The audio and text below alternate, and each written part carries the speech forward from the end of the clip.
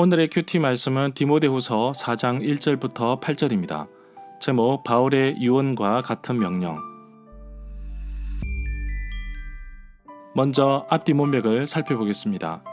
마지막 때, 즉 예수 그리스도의 재림이 가까워질수록 거짓 교훈이 넘쳐날 것이며 이러한 고난이 닥쳐올 것을 경고하고 있습니다.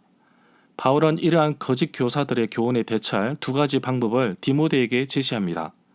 먼저 자기 자신을 예로 들어서 모범적인 사례를 말합니다. 그리고 성경이야말로 거짓 교사들의 교훈에 맞설 수 있는 진리임을 강조하고 있습니다. 바울은 디모데에게 마지막 명령을 내립니다. 마치 유언과도 같은 것이며 마지막 부탁이자 명령이기도 합니다. 바울은 계속해서 고난이라는 단어를 사용합니다. 바울은 디모데가 항상 자신을 돌아보며 고난받는 것을 두려워하지 말 것을 말하고 있습니다.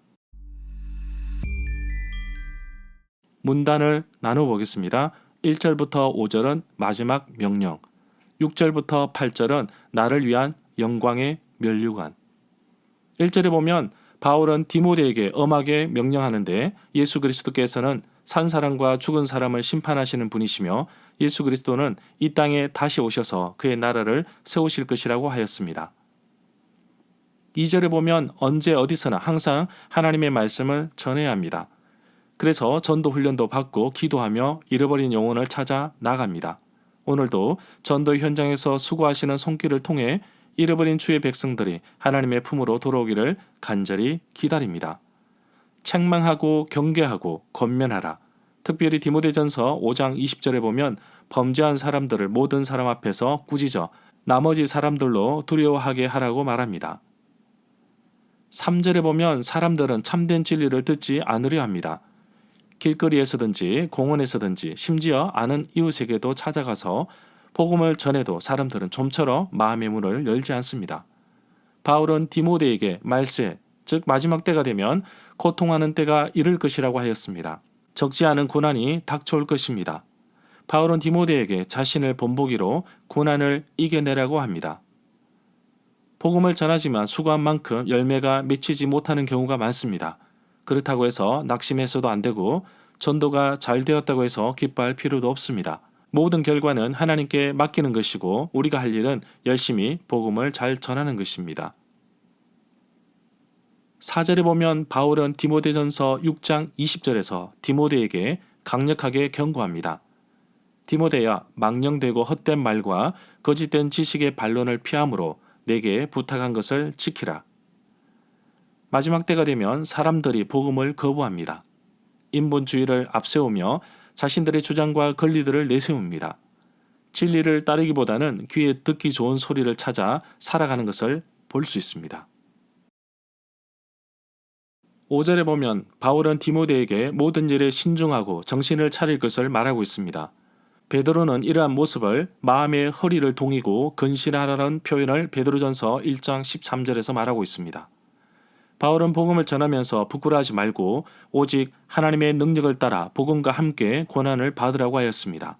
마치 그리스도 예수의 좋은 병사로 나와 함께 고난을 받으라고 하였습니다.